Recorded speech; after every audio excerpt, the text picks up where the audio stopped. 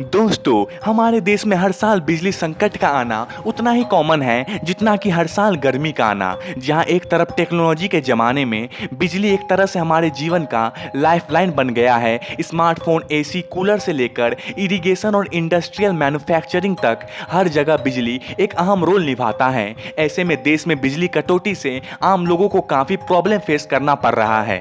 देश के आधे दर्जन राज्यों में बिजली संकट काफ़ी गहरा है। इसमें देश की कैपिटल न्यू दिल्ली भी शामिल है। दोस्तों, ये कोई नई बात नहीं, पिछले साल भी देश में इसी तरह का संकट आया था। उस वक्त भी कोयले की कमी को ही इसकी वजह बताया गया था। दोस्तों, बिजली संकट के बारे में सरकार पहले से ही जानती है, फिर भी वे इसे रोक नहीं पाते। तो आइए जानते हैं इस बिजली संकट की वजह क्या है।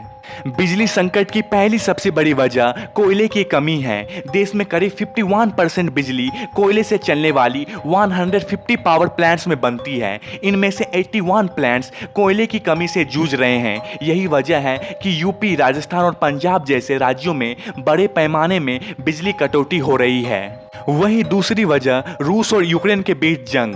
दोस्तों, रूस और यूक्रेन ये दोनों देश एनर्जी सेक्टर के सबसे बड़े एक्सपोर्टर में शुमार हैं। इन दोनों देशों के बीच जंग छिड़ने से कोयले के दामों में काफ़ी इजाफा देखने को मिला है। ऐसे में भारत सरकार ने कोयले के इंपोर्ट को 15% घटा दिया है। इसलिए कई पावर प्लांट्स में कोयले की किल्लत हो गई है और रही सही कसर लाचार सप्लाई चेन ने पूरी कर दी है।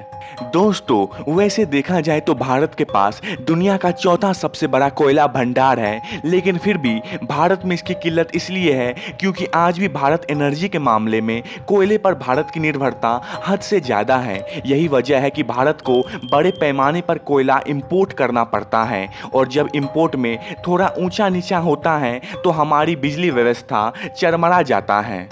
भारत खुद भी इन्वायरमेंट को बचाने के लिए कोयले का उत्पादन घटाने की कोशिश करता है। ये भी कोयले की किल्लत की एक बड़ी वजह है। अब आपके मन में ये सवाल होगा कि क्या सिर्फ कोयला बिजली संकट के लिए जिम्मेदार है? तो इसका जवाब है बेशक। देश में सबसे ज़्यादा बिजली कोयले से बनती है, लेकिन बिजली आपूर्ति में हाइड्रो पावर यानी पानी से बनने वाली बिजली का भी अहम योगदान है। लेकिन प्रॉब्लम यह है कि गर्मियों में हाइड्रो पावर का उत्पादन 60 से 70% घट जाता है। वहीं इस बार गर्मियों का सीजन जल्दी शुरू भी हो गया। बिजली की डिमांड अमूमन मई जून में ज़्यादा होती है, लेकिन इस बार मार्च में ही रिकॉर्ड तौर गर्मी पड़ने लगी। इसलिए बिजली की मांग भी जल्दी बढ़ गई और सरकारों के पास इसका कोई इंतज़ाम नहीं था। इसलिए डिमांड बढ़ते ही सारा सप्लाई चेन ही चरमरा गया।